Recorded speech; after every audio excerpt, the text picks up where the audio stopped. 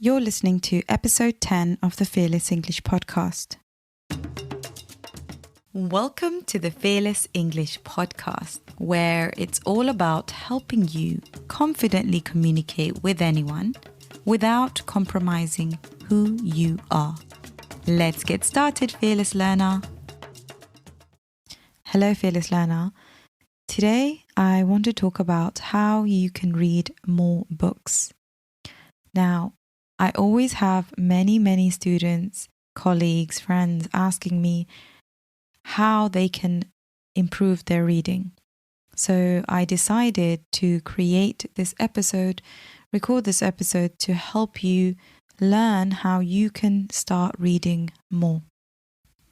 Step 1 is to figure out where you are. So what do you enjoy reading? What genre do you enjoy reading?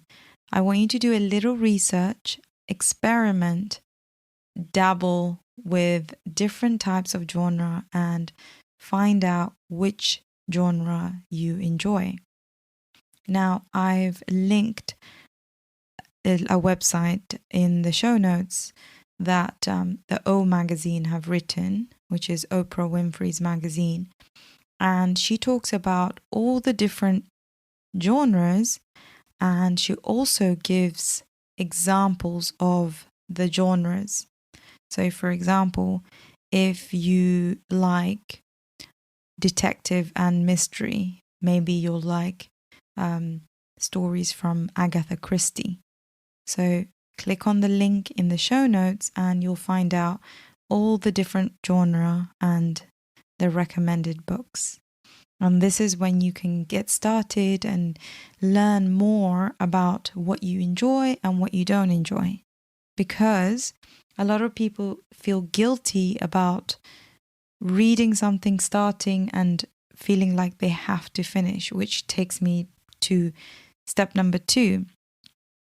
If you don't like the book that you're reading, you don't have to finish the book. It's really like there's nobody watching you. You don't have to do that. You don't have to feel guilty. Sometimes you just won't enjoy a book and it's okay to put it down. So that's step number 2. If you do find a book that you want to give a try, but then when you start reading it, you don't really enjoy it, then you don't have to finish the book.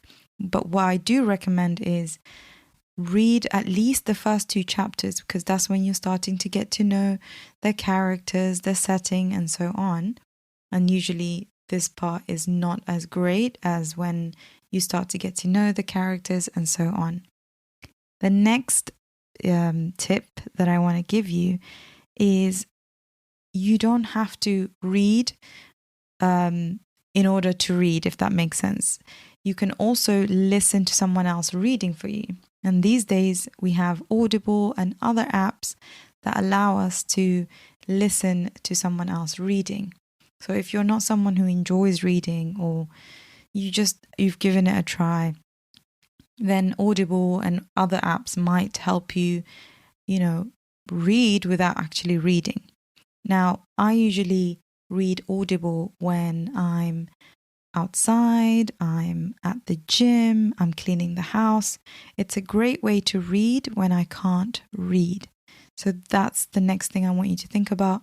How can you incorporate someone else reading to you when you're unable to read? The next step is to commit to reading a certain number of pages per day.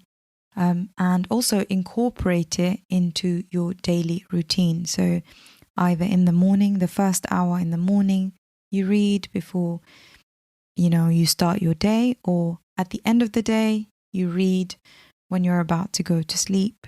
You read until you feel sleepy, then you put your book away. So making it a daily habit and incorporating it in your daily life. This is something I definitely do at night, especially when I'm about to sleep. I like to read a few pages until I feel like I want to sleep. I feel sleepy, then I will put the book down. Now, if you want a little bit more accountability, then I would suggest that you start a book club. Now, this book club, like all you have to do is, invite a few friends, find a book and get together once or twice a week to talk about what you've read. Now, I have a friend who has a book club, a teacher. What she does is she selects the books for the students read it and they analyze it together, and she helps them identify the symbols in the books and so on. She is amazing at what she does. And if you're interested in joining, I've added her Instagram account in the show notes. Click on the link to go and chat to her about joining her book club. All right. So, my friend, I hope you've enjoyed this episode of How to Read More. I can't wait for you to pick one of these tips that I've given you and get started immediately. Remember that reading helps you expand your vocabulary, it prevents cognitive decline, and it can also help you concentrate more. What more do you need to get started immediately? I've also included a list of different websites that have the best books available. So some books from, the best books that have ever been sold, the best novels, and hopefully the list of books can help you find your perfect book. All right, my friend, I will see you later. Bye. Hello, if you enjoy listening to this podcast, you have to come and check out the Female Language Academy.